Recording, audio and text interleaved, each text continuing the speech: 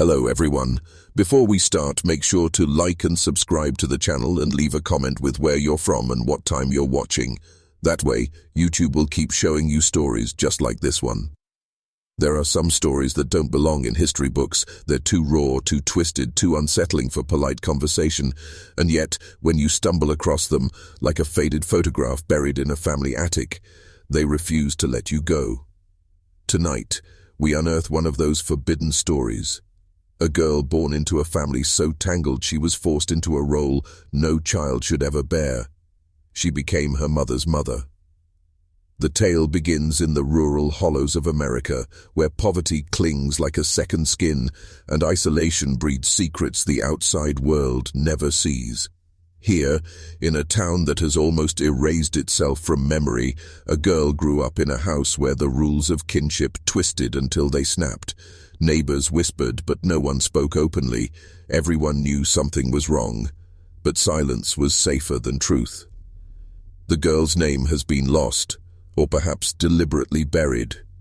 What remains are fragments, testimonies that never made it into court, school records that stop without explanation, and the kind of oral history passed in hushed tones at the back of church gatherings. What they reveal is chilling. Her mother had been trapped since childhood in a cycle of dependency and control. By the time she had her own daughter, she was little more than a shadow, too broken to nurture, too fragile to protect. So the child, barely into her teens, took on the role of caregiver. She washed, she cooked, she soothed her mother's breakdowns. The neighbors said it looked like a daughter tending an invalid parent, but inside the home, the lines blurred.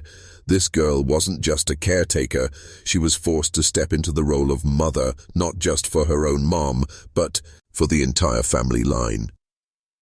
And this is where the story turns dark, because when you pull at the threads of this family tree, they loop back on themselves.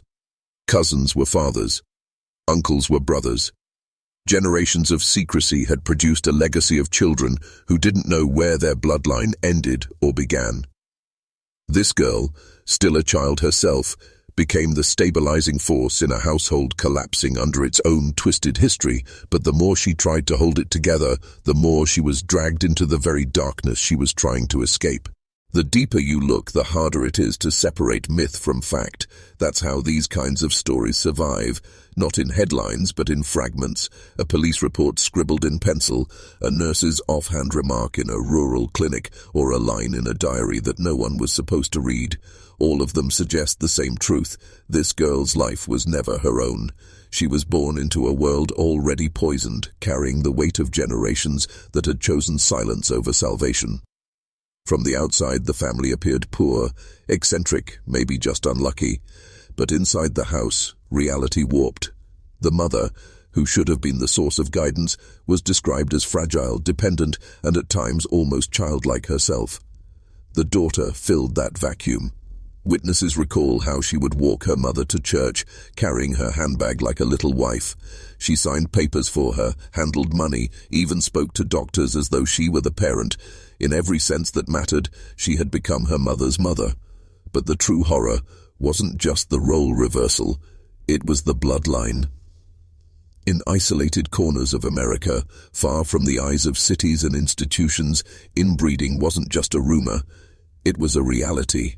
Families kept to themselves generation after generation, until the family tree looked less like a tree and more like a circle. And in those circles, identity became fluid. Was someone your cousin, your brother, your uncle? Sometimes they were all three at once. This girl lived in that confusion. The man who visited the house most often was known in town as her uncle. But whispers suggest he was something else entirely. Some claimed he was her biological father. Others swore he was her mother's brother, who had taken ownership of the household in every sense of the word. No one could prove it. No one wanted to. What mattered was that the girl could never speak of it, never even ask who she truly was. To do so would have shattered what little stability the family had left. So she carried it. The secrecy, the shame, the impossible weight of pretending everything was normal when nothing was. And in that silence, something began to fester, something that would eventually consume her. The girl's childhood ended before it began. By the time she was 10, she was cooking meals for the household, keeping her mother from wandering off barefoot into the woods and trying to hide the arguments that rattled through the walls at night. Those arguments, neighbors said, always ended with silence, the kind of silence that felt too heavy, too deliberate, like the house itself was holding its breath. Her teachers noticed, but only in fragments. A note in the margins of one report card reads, "Bright, but distracted, seems much older than her age." Another simply says, "Absent again." Those records stop altogether around her 12th year. After that, she disappears from official history. No graduation, no employment files, no marriage license. Just gone. What we do know is what filtered out through gossip. Families in towns like these kept secrets, but secrets still leaked. A store clerk recalled the girl shopping alone with food stamps. A pastor's wife said she looked hollow, like she hadn't slept in weeks. A nurse remembered treating her for burns she couldn't explain, but it was her eyes, the nurse said, that haunted her, the way she looked past everyone, as if her body was in the room but her soul had gone somewhere else. And then there was the pregnancy. This is where the story turns from haunting to almost unbearable. Around the age when most girls are still learning who they are, this girl's body carried a child. There are no official birth records, no paperwork ties her to a hospital, but whispers spread that she delivered a baby in secret, hidden away from the world, just as her mother had once been hidden. The father of that child? That's the darkest question of all. Some say it was the uncle who came and went at odd hours. Others believe it was even more entangled, that the child's father and grandfather were one and the same. The truth may never be known, and perhaps that's why the story feels so suffocating. The ambiguity is part of the horror. The girl who had once been forced to become her mother's mother was now a mother herself. But in a cruel twist of fate, she had given birth not to freedom, but to another chain in the cycle. Another child born into silence, into secrecy, into the shadow of a bloodline that could not bear the light of day. By now, the story begins to feel less like history and more like a curse. Generation after generation, each repeating the mistakes of the one before, each burying the truth deeper in the soil. The girl had become a young woman, but her life had not expanded. It had collapsed inward. And within that collapse, she wore masks so carefully that even those closest to her could not tell where the performance ended and the suffering began. Those who encountered her in passing described her as polite, quiet, almost unnervingly calm. She seemed older than her years, but also strangely absent, as though her spirit had been locked away for safekeeping. This was survival. She had learned early that silence was a kind of armor. Speak too loudly, and the family's twisted roots would be exposed.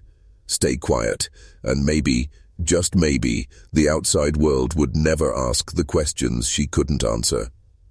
But silence always comes at a cost. When her child was born, the household closed ranks even tighter. The infant was introduced as a cousin or sometimes even her sibling. Outsiders never knew for certain. Some said the baby resembled the uncle. Others claimed it looked like her mother. Whispers tangled like vines, feeding the mystery. But the girl never spoke. She played along, keeping up the charade, protecting the family that had never protected her. This is where the story becomes almost unbearable to imagine. Because what does it do to a child's mind when they are forced to call their mother sister? What does it do to a young woman's heart when she must pretend her child is someone else's? It is not just confusion, it is erasure, a deliberate rewriting of reality until the truth itself begins to rot. And still, no one intervened.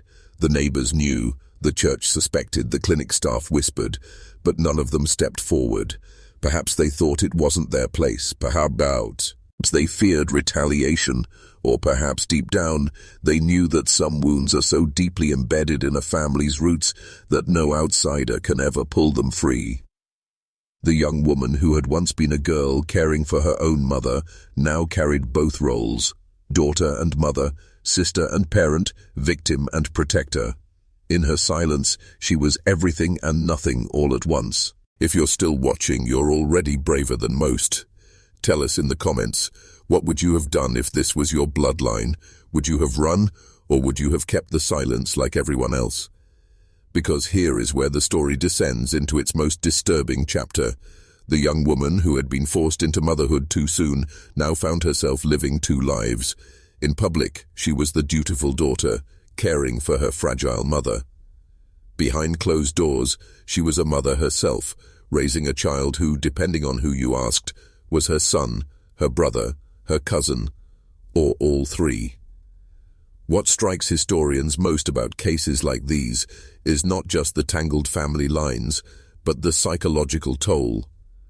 When a child grows up in an environment where truth is forbidden, the very foundation of identity begins to crumble. Who am I? Where do I come from? Who is my father? These are questions most of us take for granted, but for her, they were forbidden, dangerous, unanswerable. And so she learned to live without answers. Witnesses describe her as strangely detached from reality, as if she existed in two worlds at once. In one world, she was just another poor girl from a forgotten town, blending into the background, unnoticed. In the other, she was a ghost haunting her own life, carrying secrets so heavy they bent her posture, dulled her eyes, and stilled her voice. The child she bore grew up in this atmosphere of confusion. Neighbors remembered seeing the boy, or was it a girl, playing barefoot in the dirt, with no clear boundaries of discipline or affection. The mother, still barely more than a child herself, seemed unsure whether to treat the little one as a sibling or a son. And in a chilling reflection of her own fate, the cycle of blurred roles continued. By now, the line between victim and participant had blurred as well. Was she protecting her child, or two, wrapping them in the same nightmare she had endured? Was she a prisoner, or had she become a jailer without meaning to? These are questions history can't answer, but they linger, like a shadow that refuses to move, hinting that this story was never about just one generation. It was about a curse passed down, tightening its grip with each birth. As the years crept forward, the girl who became her mother's mother seemed to fade from the world. Some say she left town entirely, slipping away under cover of night, her child in tow.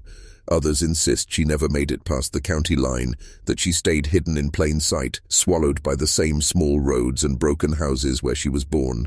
The records fall silent, but the rumors grew louder. One version of the story says her child was eventually taken in by distant relatives, raised under a different name, with the truth buried like a body no one dared exhume. Another claims the child died young, the result of inherited frailties from a bloodline that had folded in on itself too many times. Both accounts may hold fragments of truth, or neither may. What matters is that her story never found resolution, only disappearance. And perhaps that's the most haunting detail of all. Because in these isolated corners of America, people don't always vanish in dramatic ways. They fade. One day you see them walking down a dirt road, the next they're simply not there. No obituary, no gravestone, just silence. And over time, silence becomes memory, and memory becomes myth. But myths leave traces. A school photograph with no name written on the back.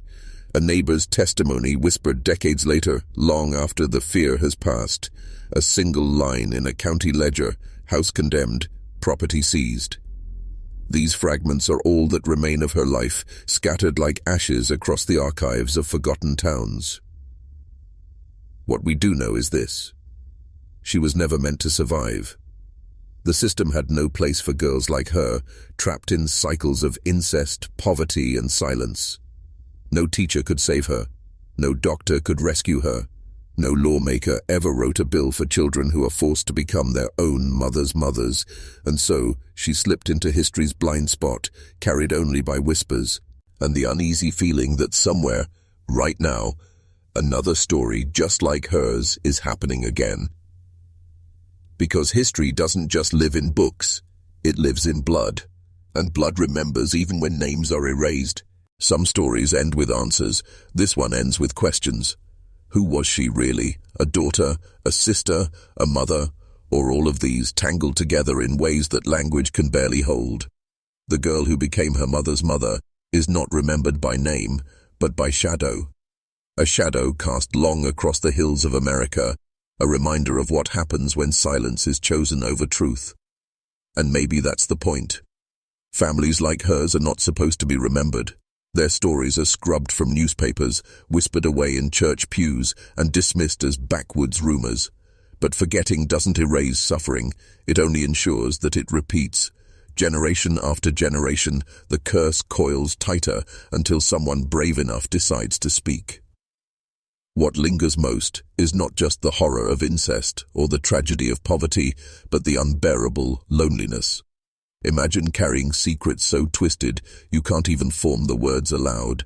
Imagine being forced to play mother to the very person who should have protected you, only to be forced into motherhood yourself before you've even grown up. Imagine being erased while still alive. This is not a ghost story, but it feels like one. A haunting not of spirits, but of silence. Because in every forgotten town across America, there are attics filled with photographs of children whose names have been lost, whose eyes tell stories their mouths could never speak. She was one of them. A warning, a whisper, a wound buried in the soil of a country that prides itself on progress while ignoring the rot beneath. And maybe, just maybe, by remembering her, we can break the silence. By dragging her story back into the light, we can remind ourselves that history is not just dates and wars, it's people. People like her, people who deserved better, people who were erased. So the next time you pass an abandoned house on a forgotten road, ask yourself, what stories were left behind there? Whose life was swallowed by silence? And could it be that the girl who became her mother's mother still lingers in the air, waiting for someone, anyone, to finally say her name? Thank you for watching. If this story moved you, make sure to like this video, subscribe to the channel, and share it with someone who needs to hear it. Because silence is how these stories survive, but speaking them aloud is how they finally end.